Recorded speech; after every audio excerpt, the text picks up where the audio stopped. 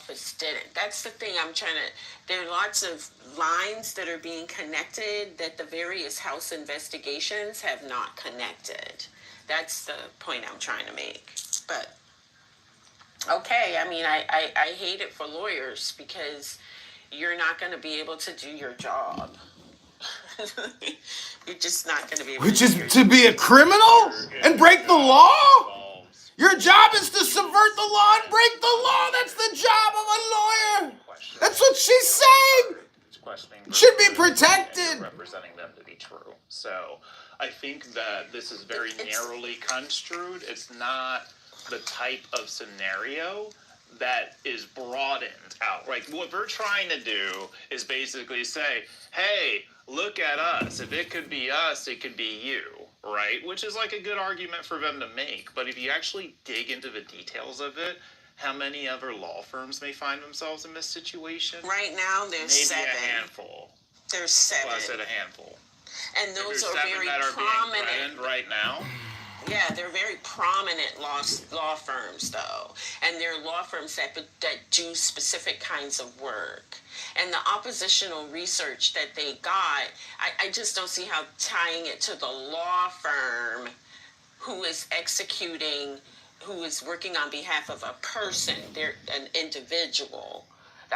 That's the part that just doesn't make sense. Yeah, there's seven of them.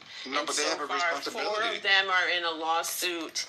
4 of them are suing, and 3 have given in to this, doing this pro bono work for the government. And then I want to know, like, how that's legal, because the federal government has a team of lawyers. They have federal employees who we, the taxpayers, are already paying to do this work, and now they're enlisting these extra people. But so, like, he just declassified Crossfire Hurricane, and if anybody's questioning the legitimacy of the FISA courts on how their warrants were established, they were using this dossier that they're talking about right now. And no, FISA court was before. FISA court was before this. FISA court, I mean, the problems with the FISA court... No, let's go back to 2016. No, the problems with FISA court and questioning the legitimacy of FISA court preceded the Steele dossier, sir. No, I'm talking about the application that was renewed 4 times using the Steele dossier as their predicate, like as the reason, like as the probable cause. Right, but that's an invented history. That's actually not right. The issues with the FISA court preceded that. What do you mean that's invented history? James Comey literally... You just explained your piece, right? So she's trying to explain to you... No, I was just responding to him. Why?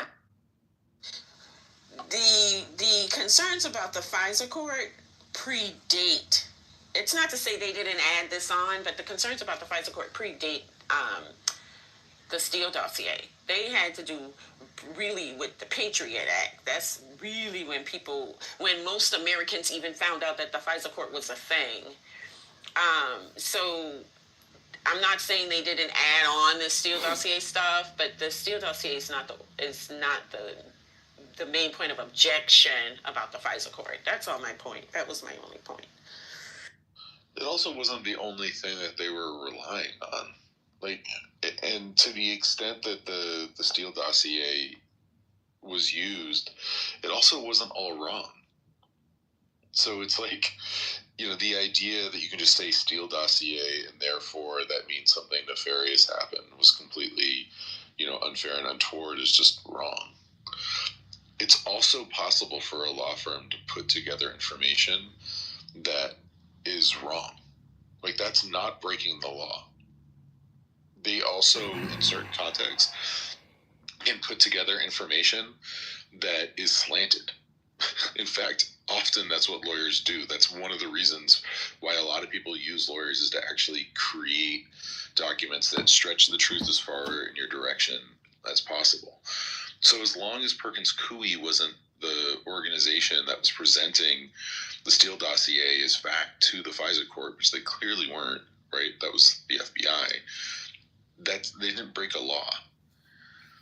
So the idea that a law firm that works in politics would do something that stretches the truth as far as it can and in the direction of its client is to be